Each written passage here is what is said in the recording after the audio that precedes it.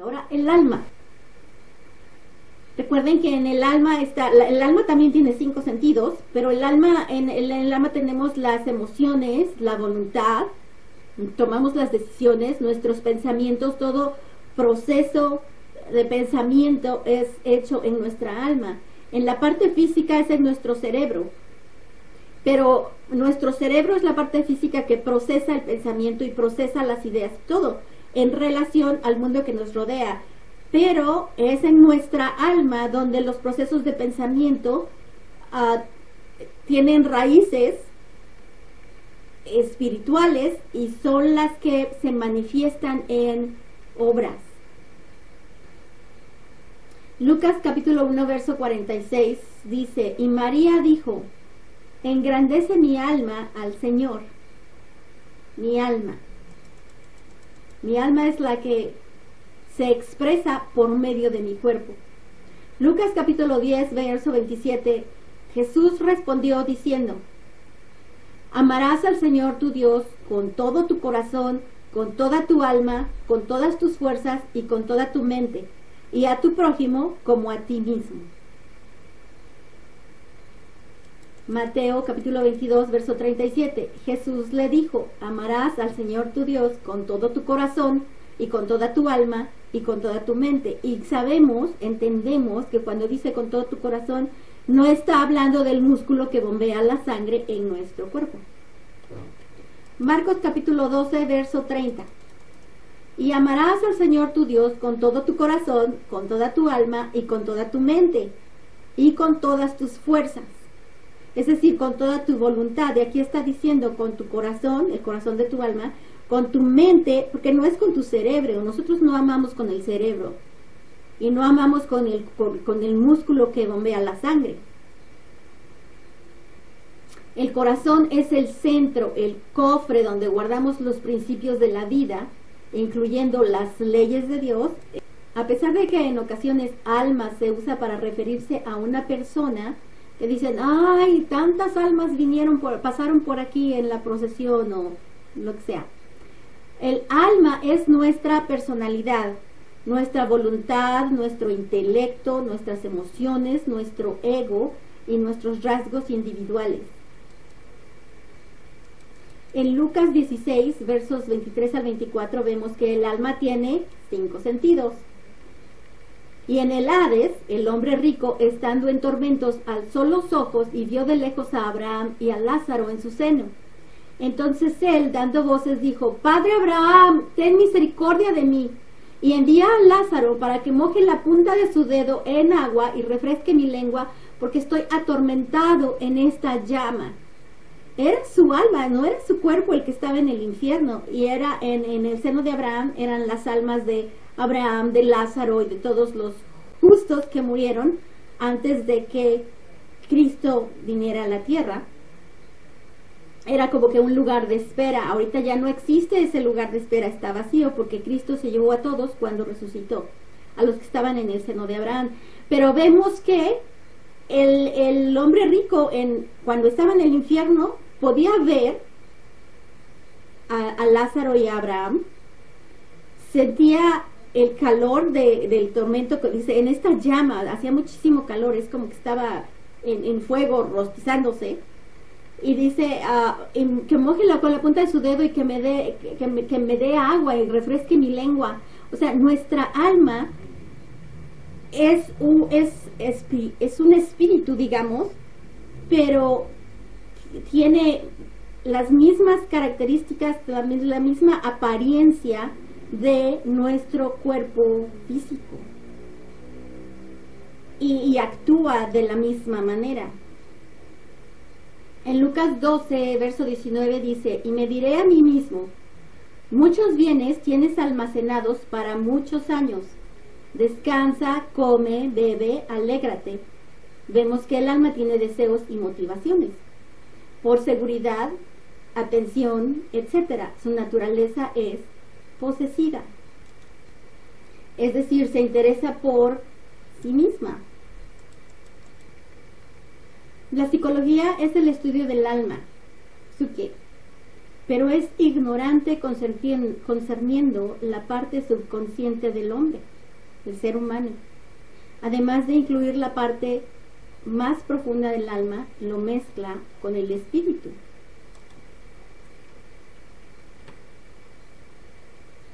Y eso confunde a los psicólogos.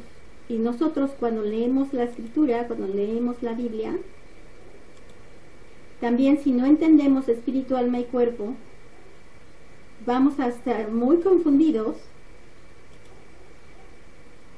de que, pues dice una cosa o dice otra cosa, y como que la Biblia se contradice, pero cuando entendemos la diferencia de espíritu, alma y cuerpo, vemos que no hay contradicción, y que los versículos están, no contradicen, sino unos se refieren al espíritu, otros se refieren al cuerpo, y otros se refieren al alma. En la Biblia encontramos cómo Dios creó al hombre y cómo Dios divide cada parte para su mejor funcionamiento y prosperidad plena en todas las áreas. La mente consiste en las facultades de la vida o la práctica de la vida. Esta incluye 5 sentidos, que son la conciencia, la memoria, la razón, la imaginación y la afección.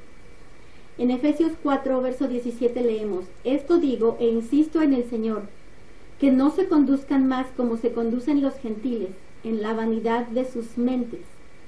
Vanidad significa inutilidad de la mente. O sea que muchas veces nuestros pensamientos, todo lo que pensamos y lo que imaginamos, ni siquiera es real.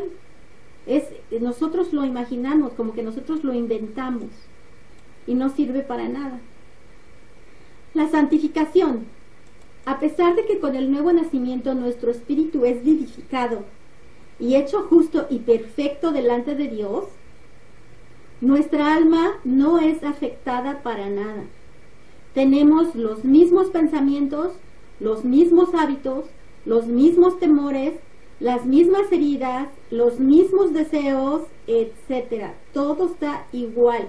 Nosotros nos emocionamos cuando nacemos de nuevo y decimos: ay, gracias Cristo, ya no tengo pecados en mis libros, ya estoy completamente blanco, puedo empezar de nuevo mi vida sin que tenga ninguna condenación delante de ti, delante de Dios Padre. Pero nos damos cuenta que seguimos pensando lo mismo, tenemos los mismos hábitos, las mismas batallas, las mismas depresiones, los mismos temores, el mismo dolor, el dolor de nuestra alma, etcétera. Y decimos: bueno, ¿qué pasa? La santificación es un proceso continuo en nuestra alma que tiene el propósito final de convertirse a la imagen de Cristo Jesús, a que todo nuestro carácter, nuestra forma de actuar, nuestra forma de pensar sea igual a la de Cristo, quien es perfecto. En 2 Corintios capítulo 3, verso 18 leemos: por tanto, todos nosotros, mirando a cara descubierta como en un espejo la gloria del Señor, somos transformados de gloria en la misma imagen de Cristo, como por el Espíritu del Señor. O sea que es un proceso. Romanos 8, verso 9. Sabemos que a los que antes conoció, y recuerden que hablamos que Dios nos conocía antes de que nos pusiera en el vientre de nuestra mamá, se también los predestinó. Recuerden que hablamos de que Él escribió libros acerca de nosotros y para nosotros con planes maravillosos, pero depende de nosotros el estar de acuerdo con esos libros y entonces vivir nuestra vida de acuerdo a esos libros. Entonces otra vez voy a leer. Sabemos que a los que antes conoció también los predestinó para que fuesen hechos conforme a la imagen de su Hijo, de Cristo, a fin de que Él sea el primogénito entre muchos hermanos. La santificación nos da una herencia que es más que un regalo. Recuerden que la salvación es un regalo de Dios. No tenemos que hacer nada más que aceptarlo y decir: gracias Cristo, gracias Dios Padre por enviar a Cristo y gracias Espíritu Santo por resucitarlo de los muertos. Pero la santificación, todo depende de nosotros, de lo que nosotros hacemos. Colosenses capítulo 3, verso 24. Sabiendo que del Señor recibirán la recompensa de la herencia, a Cristo el Señor le sirven. Hechos capítulo 20, verso 32. Y ahora, hermanos, les encomiendo a Dios y a la palabra de su gracia, a aquel que tiene poder para edificar y para dar herencia entre todos los santificados. Hechos capítulo 26, verso 18, para abrir sus ojos, nuestros ojos, para que se conviertan de las tinieblas a la luz y del poder de Satanás a Dios, para que reciban perdón de pecados y una herencia entre los santificados por la fe en Cristo. El proceso de santificación requiere nuestro esfuerzo y determinación y determina nuestro crecimiento espiritual, de bebés espirituales, hijos de Dios recién nacidos, acepté a Cristo en mi corazón, a hijos de Dios adultos y responsables. Hay 3 estados de crecimiento en la familia de Dios. La raíz es teknon y significa hijitos o niñitos. Paidion, adolescentes, y huios, hijos maduros. Y aquí no importa si hemos sido cristianos por 50 años, podemos espiritualmente, en nuestra alma, todavía ser bebés espirituales. Aquí no tiene nada que ver con el tiempo en el que nosotros somos cristianos y cuántos días vamos a la iglesia y cuántas veces hacemos esto, el otro, o si rezamos las mismas palabras constantemente. Eso no tiene nada que ver con nuestro crecimiento en nuestra alma como hijos de Dios.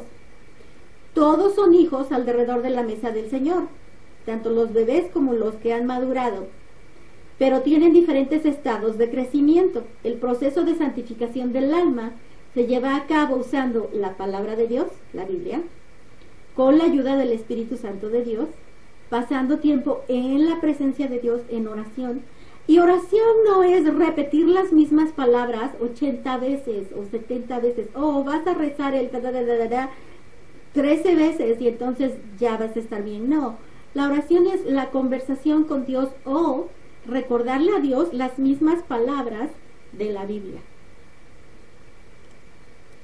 En Efesios capítulo 4, verso 23 dice, pero renuévense en el espíritu de su mente. Y recuerden que en la mente estamos hablando del alma.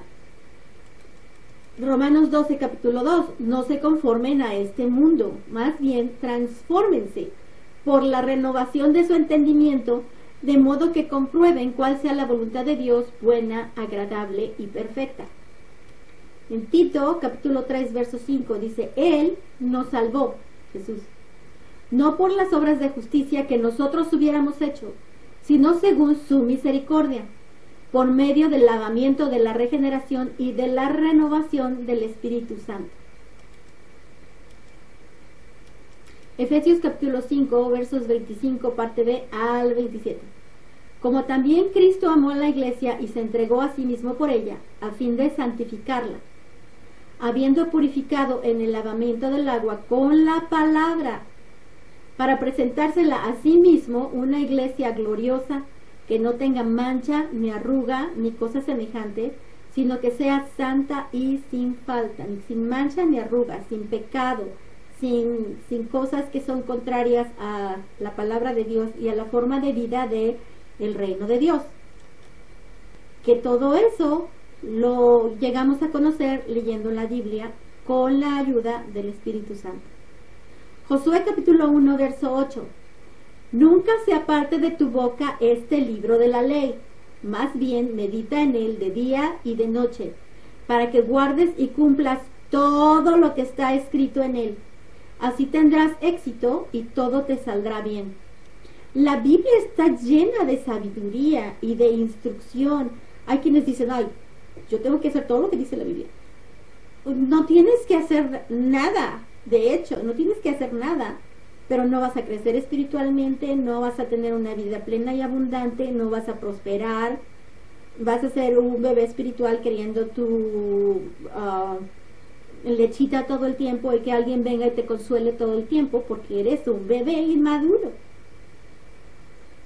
Pero todas las cosas que están en la Biblia, en el Antiguo Testamento y el Nuevo Testamento, lo que nosotros vemos ahí es quién es Dios, lo que le gusta, y es como que un manual de instrucciones para nuestra vida aquí en la tierra.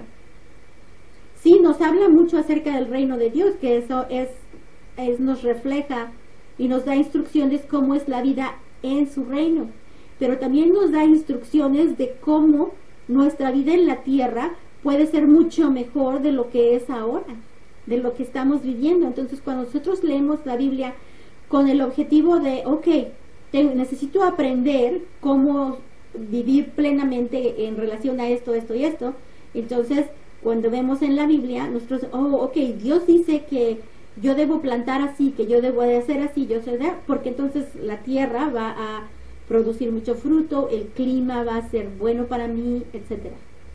Juan capítulo 17 verso 17 dice, Jesús dice, santifícalos en la verdad, tu palabra es verdad, santifícalos en tu palabra, en la verdad. En la misma medida que nuestra alma prospera, todo lo demás prosperará. O sea, cuando nosotros empezamos a madurar en nuestra alma, empezamos a ver que todo alrededor nuestro prospera, no solo nuestra alma, sino también nuestro cuerpo y todo lo demás. En la tercera de Juan, capítulo 2, vemos que el apóstol dice, amado, mi oración es que seas prosperado en todas las cosas y que tengas salud, así como prospera tu alma. O sea que en la medida que nuestra alma prospera y madura, es en esa medida que nuestra prosperidad en todo lo demás va a suceder. En 1 Corintios capítulo 1 verso 2 vemos la diferencia entre espíritu y alma. El apóstol Pablo dice, a la iglesia de Dios que está en Corinto, a los santificados en el espíritu, en Cristo Jesús, y llamados a ser santos, separados para Dios en nuestra alma, con todos los que en todo lugar invocan el nombre de nuestro Señor Jesucristo, Señor de ellos y nuestro. Las cartas de los apóstoles describen las características de un alma renovada.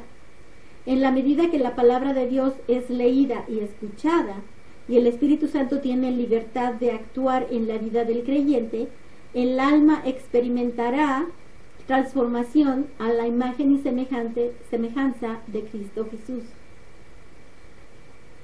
Nosotros tenemos que decirle al Espíritu Santo, yo te doy permiso de que transformes mi alma, de que me muestres las cosas que no le agradan a Dios, que no te agradan y que yo no debería pensar, que yo no debería hacer, porque son como obstáculos en mi vida en la tierra. Realmente el pecado y los pensamientos, el chisme, la depresión y todo eso son obstáculos que nos impiden vivir una vida con plenitud, con alegría, etcétera, con salud aquí en la tierra.